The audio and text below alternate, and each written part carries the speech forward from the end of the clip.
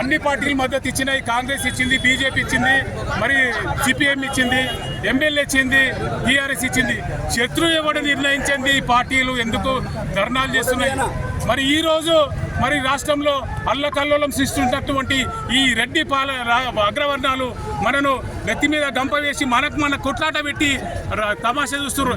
ఎందుకంటే మండల్ కమిషన్లో చూసినాం, కే కృష్ణమూర్తి కమిషన్లో చూసినాం, ట్రిపుల్ టెస్ట్ చూసినాం, భూసాని వెంకటేశ్వరరావు కమిషన్ చూసినాం, మరి ట్రిపుల్ టెస్ట్ చూసినాం.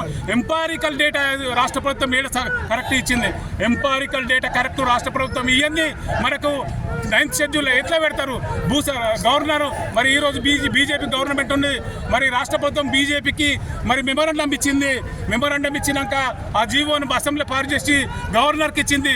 గవర్నర్ గుద్ద కింద పెట్టుకొని ఇలా పెట్టుకున్నాడు. మరి ఆ రోజు అరే ఉండు మరి తెలవాలి కదా, తెలియకపోతే ఎట్లా తెలుస్తుంది? మరి తెలవాలే కదా. మరి ఆ రోజు మరి ఆయన దగ్గర పెట్టుకొని సెంట్రల్ ప్రభుత్వానికి ఇవ్వకపోతే మరి రాష్ట్రపతికి పంపించకపోతే మరి ఎట్లా తెలుస్తుంది? మరి రాష్ట్రపతికి పంపినప్పుడు మరి ఎవరిని గురి పెడతావు?